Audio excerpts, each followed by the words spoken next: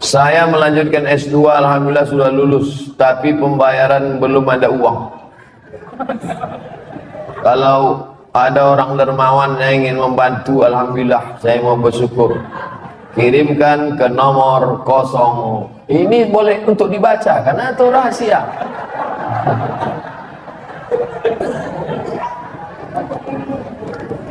Man kharaja fi talabil ilmi, orang yang menuntut ilmu fahuwa fi sabilillah, maka dia fi sabilillah sampai dia pulang ke rumah. Jadi bapak ibu yang menolong orang berjihad fi sabilillah, man jahaza ghazian faqad ghaza. Siapa yang menolong orang jihad sama dengan pergi jihad. Makanya Utsman bin Affan dia tak ikut perang Badar. Utsman bin Affan tak ikut perang Badar, tapi namanya tercatat. Kenapa? Karena dia membelikan kuda, membelikan tombak, membelikan anak panah. Jadi yang punya kelebihan rezeki, santuni anak yatim, makin tinggi strata pendidikan. S1 LC, S2 MA, S3, ini berikan. Duit banyak disimpan itu apa? Bapak simpan banyak, simpan, pelit, kedekut, bakhil, simpan, mati. Habisnya ambil ibu, nikah dia sama brownies. Untuk apa simpan duit? Tak ada orang mati bawa duit, simpan. Ibu pun gitu juga. Pelit, simpan, mati. Dia ambil bapak, kawin sama anak gadis. Ada duit keluarga, kasih, ini nomor, ada nomor. Brownies, berondong manis.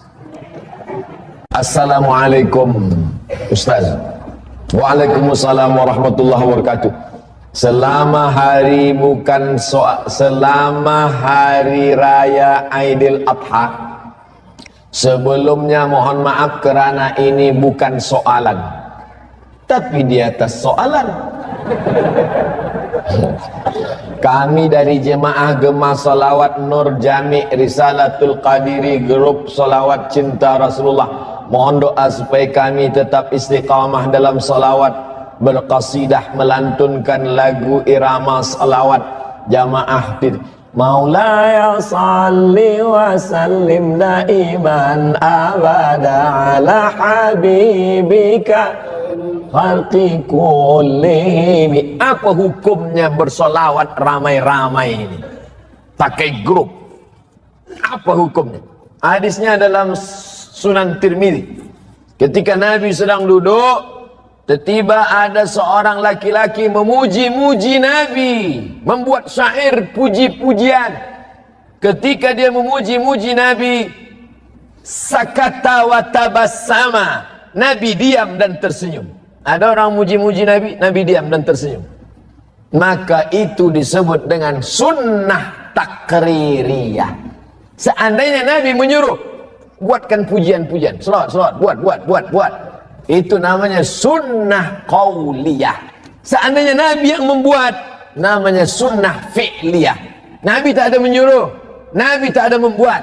Tapi saat ada sahabat yang membuat, Nabi sakata wa tabassama, Nabi diam dan tersenyum. Maka ulama menulis syair-syair. Ada namanya syair burdah, ada namanya syair dibak, ada namanya syair simtud durar, ada namanya syair ad-diyaul lami, ada namanya syair al-barzanji, ada namanya syair macam-macam. Di Brunei Darussalam yang populer, yang selalu syair apa? Pokoknya adalah selalu. Masa saya kecil-kecil di kampung dulu al-barzanji, ada ulama namanya Imam Abu Ja'far al-Barzanji. Barzanji nama kampung di Irak, Barzanjah. Ayahnya merantau ke Madinah, tapi tetap dipakai namanya Al-Barzanji. Maka dia mengarang Abtadi'ul imla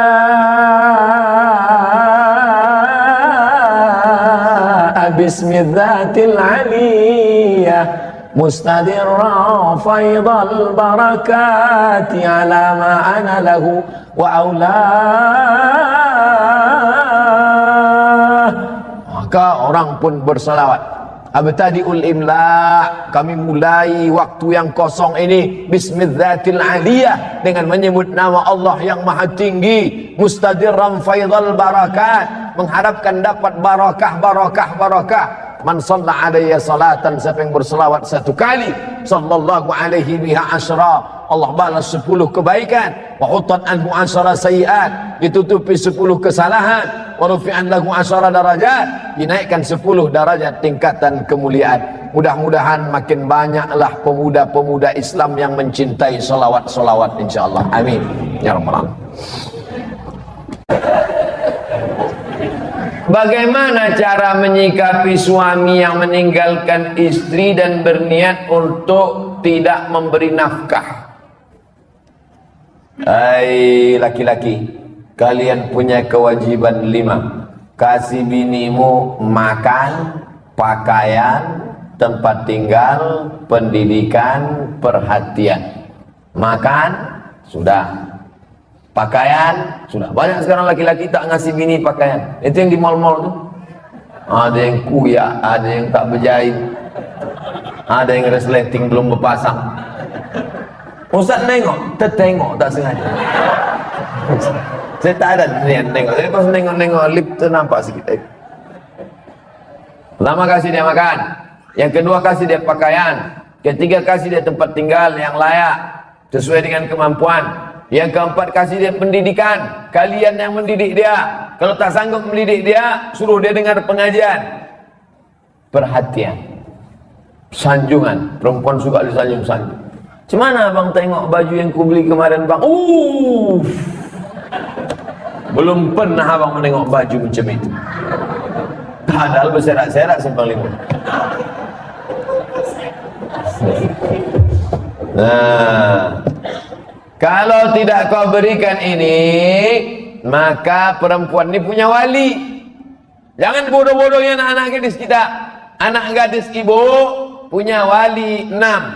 Ayah, atuk, abang, adik, pakcik, abang ayah, adik ayah. Maka laki-laki yang tak menunaikan 5 kewajibannya tadi, wali tadi memanggil. Bukan 6-6-nya, salah satu. Jangan 6-6-nya, pucat mati dia.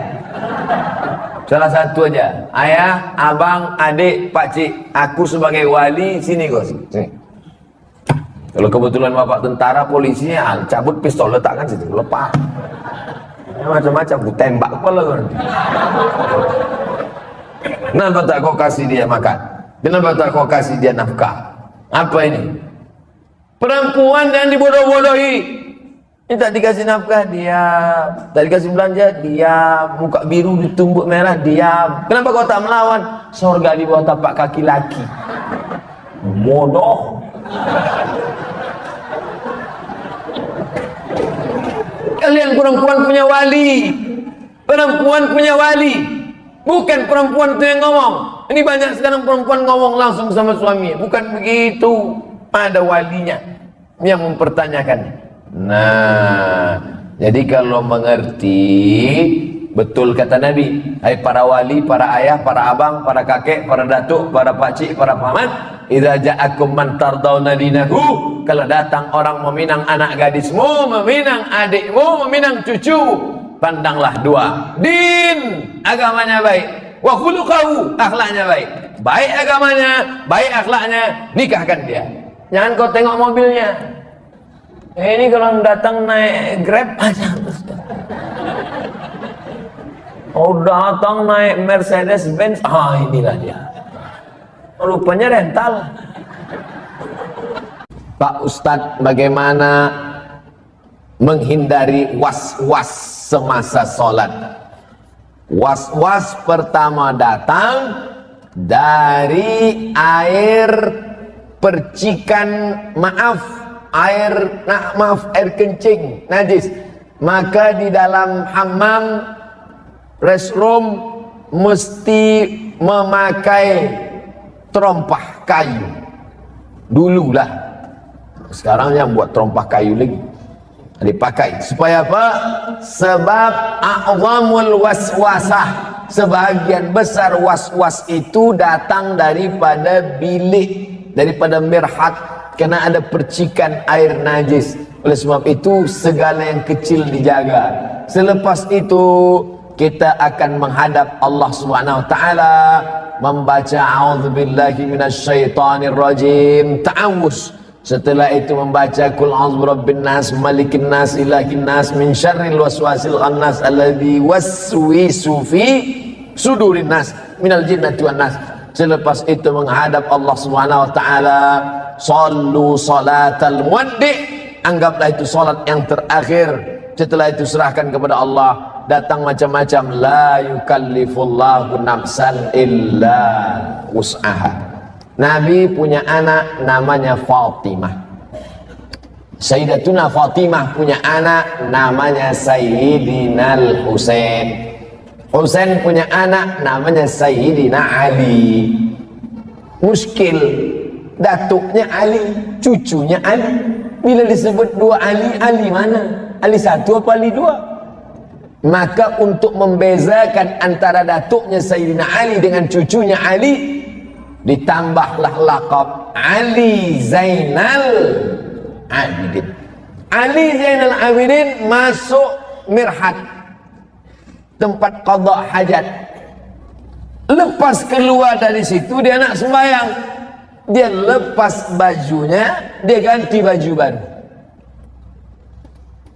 Anaknya bertanya, ayahanda Ali Zainal Abidin, ya, kenapa baju yang masuk tadi keluar diganti, bersalin baju dengan baju yang baru?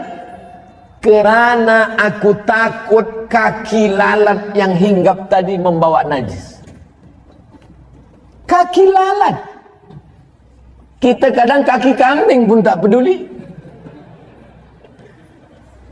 Begitu halusnya. Aku takut kaki lalat tadi yang hinggap di pakaianku. Padahal kalau menurut fiqh itu ma'fu anhu, kaki lalat. Ma'fu anhu, tapi lalat 1-2 lah, jangan 1000 lalat.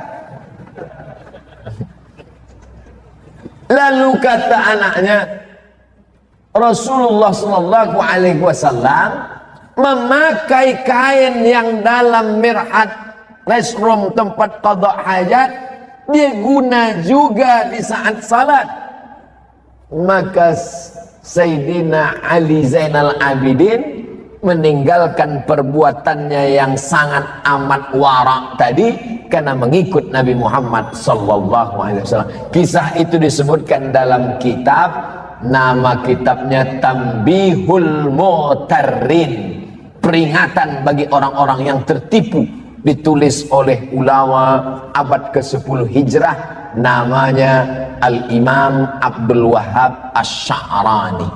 Wallahu a'lam bishawab. Semoga Tuan Guru diberikan keberkahan, amin dan amin. Bolehkah kita menjamak sholat ketika melakukan operasi? Syarat jamak qasar 89 km dari Pekanbaru ke Medan, 600 km. Pekanbaru ke Medan 600 km. Kalau tak percaya ukur sendiri. Itu maka saya jamak qasar tadi. Asar 2 rakaat. Tapi boleh jamak tidak pakai qasar. Hadis riwayat Abdullah bin Abbas. Hajat sangat tinggi. Bapak dokter spesialis. Operasi jam 11. Selesai jam 5. Jam 11 tadi operasi, selesai jam 5. Zuhurnya kemana? Jamak takhir, tidak pakai qasar. Zuhur 4 rakaat, asar 4 rakaat. Yang mengoperasi tak bisa diganti dengan dokter lain. Memang dia aja sendiri. Banyak kabel-kabel dalam, harus salah potong. Kalau sampai digantikan dokter lain, bingung dia. Mana salah sambung pula, koslet. Yang mengoperasi. Bagaimana dengan yang dioperasi? Begitu juga operasi tulang belakang, operasi kulit. Jam berapa mulai operasinya? Jam 6 sore. Sementara di Medan maghrib jam 6.30. Selesai operasi jam 10 malam. Kemana maghribnya? Maghribnya tarik jamak takhir, maghribnya 3 rakaat, isyaknya 4 rakaat. Tapi jangan mempermudah-mudah. Ini banyak ini operasi tingkat tinggi. Ini nikah pun main jamak juga. Nikah tak sholat zuhur tuh duduk di pelamin. Kau tak sholat zuhur, sayang makeup luntur. Tak ada rukhsah, tetap sholat zuhur, tetap sholat. Di setel jam 12.30 duduk di pelaminan. Stop jam 5 supaya zuhurnya tetap sholat pada waktunya dan asarnya tetap. Tapi kalau operasi ini memanglah operasi ini lama, baik yang mengoperasi maupun yang dioperasi. Karena apa? Darurat tingkat tinggi. Kita doakan anak-anak kita jadi dokter insyaallah. Kenapa begitu? Dokter ini duitnya banyak, kerjanya tak berat. Buka-bukaan mulut orang, 5 juta. Bagaimana sebaiknya menguruskan daging kurban? Tulang boleh dibuang, bahagian lain bagaimana?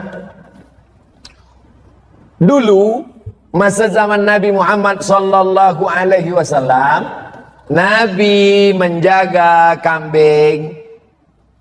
Dibawa kambing, diikat dekat rumah, dibagi makan beberapa hari menjelang Idul Adha. Selepas salat Id balik, lalu kemudian Nabi menjatuhkan kambing ke tanah, dihadapkan ke kiblat. Nabi pun memotong 2 ekor kambing, kabsyaini, 2 ekor kabs, amlahaini, putih, akranaini, bertanduk. Sudah bertanduk, umurnya sudah cukup. Lalu kan Nabi pun memotong, Bismillah, Wallahu Akbar, Allahumma minka walaka. Kambing pertama, Allahumma taqabbal min Muhammad wa ali Muhammad.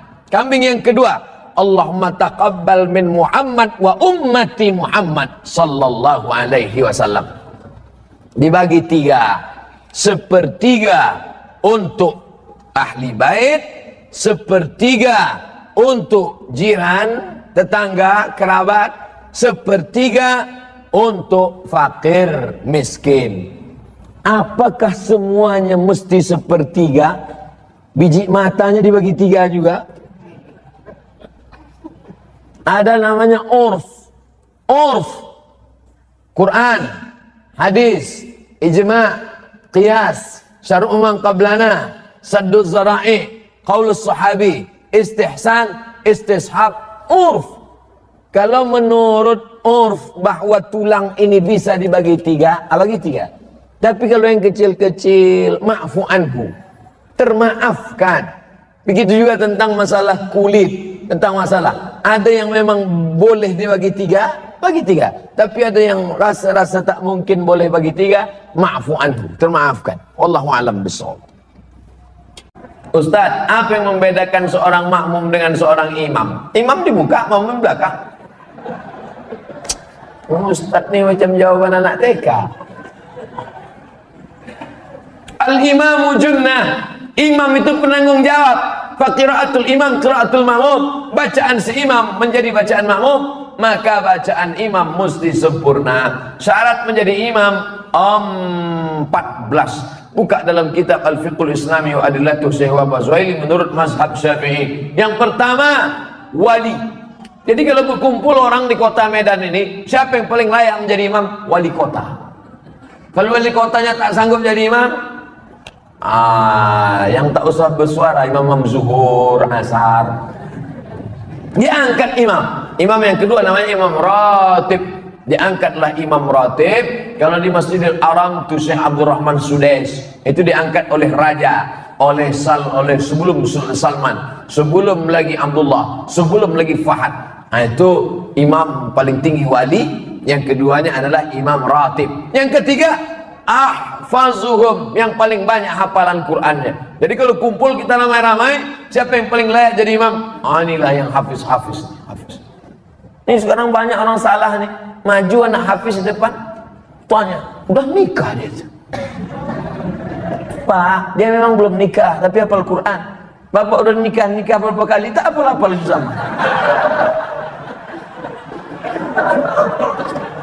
Dia memang belum nikah, tapi Quran di kepala dia.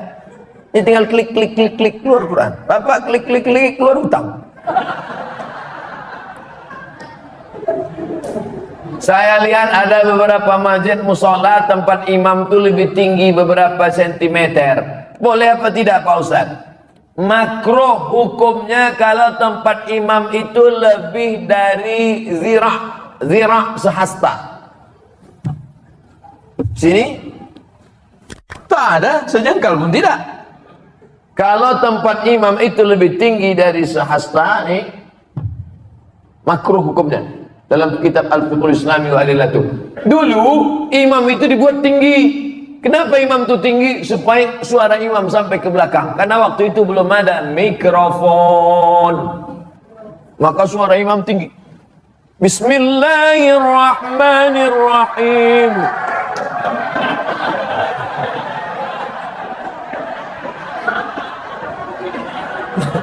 Ore kata mamam. Jadi kalau saya kira tak ada di Medan ini tempat imam lebih dari sehasta, kecuali Idul Adha, Idul Fitri ya. Tapi kalau yang imam-imam ratib di masjid tak sampai. Kalau sekedar dibangunnya segini tak apa-apa, supaya nampak imam. Karena ada juga makmum tuh yang menengok mana imamnya. Nah, tak mancing-mancing aja.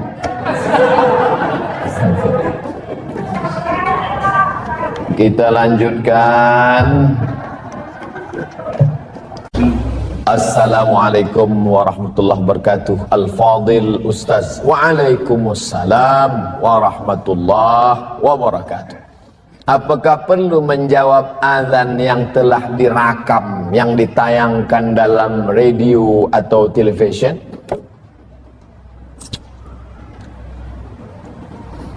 Siapa yang menjawab azan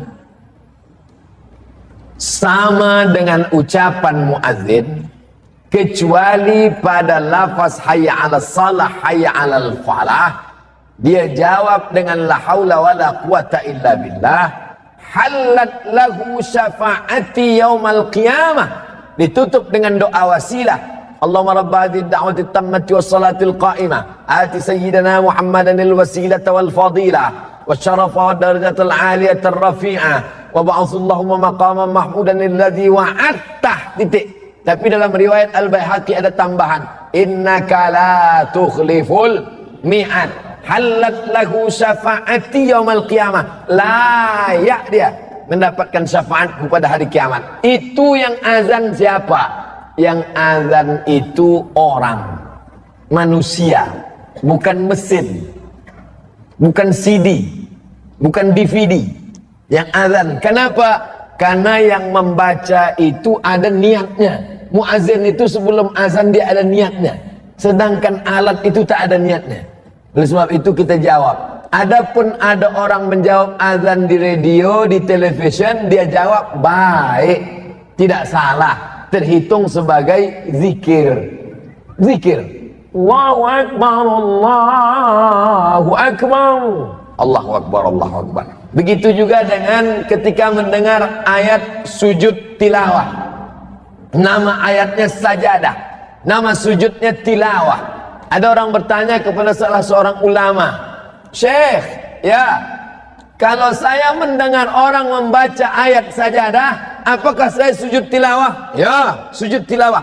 Bagaimana kalau yang saya dengar itu radio, bukan orang? Bagaimana kalau yang saya dengar itu MP3, CD? Kata Syekh, kalau CD sujud, awak ikut sujud. Maknanya apa? Dia tak ada niat. Tapi kalau dia berzikir menyambut ini, baik. Kalau jawaban saya berbeza dengan jawaban fatwa ulama, mufti, maka campakkan pendapat saya pakai pendapat yang sudah difatwakan oleh para ulama. Ikhtilaf dalam masalah ijtihad, kalau berbeza pendapat mufti suatu negeri, maka campakkan pendapat, karena perbezaan al-khuruju minal khilafi aula, keluar dari khilaf lebih baik. Saya Muhammad Faris 9. Berarti ada baris 1, baris 2, baris 3. Amat baris 9. Saya minta doakan menikah secepatnya Pak Ustaz. Calon sudah ada, mahar pun sudah ada, tinggal persetujuan orang tua. Bapak, ibu, anak bapak sudah pengajian, anak ibu sudah pengajian. Jangan sampai gara-gara persetujuan kalian tak dapatnya berzina dia, makan haram dia. Sebulan 4 kali dia jalan-jalan, kalian menanggung dosanya. Pak, kalian menanggung dosanya, Bu. Mau menanggung dosanya? Setuju ya anak-anak kalian yang mau nikah. Kalau tak setuju kalian dengan calonnya, buat fit and proper test. Saya ulang sekali lagi, bapak ibu yang menghalang-halangi anak sudah mampu, sudah bekerja cukup modal, hanya karena tak suka, hanya karena tak suka sukunya, hanya karena tak suka latar belakangnya, padahal orang baik, beriman, takut sama Allah, kalian menanggung dosanya sampai dia akad nikah. Waspadalah. Mudah-mudahan setelah ini yang tak setuju masuk ke nikah.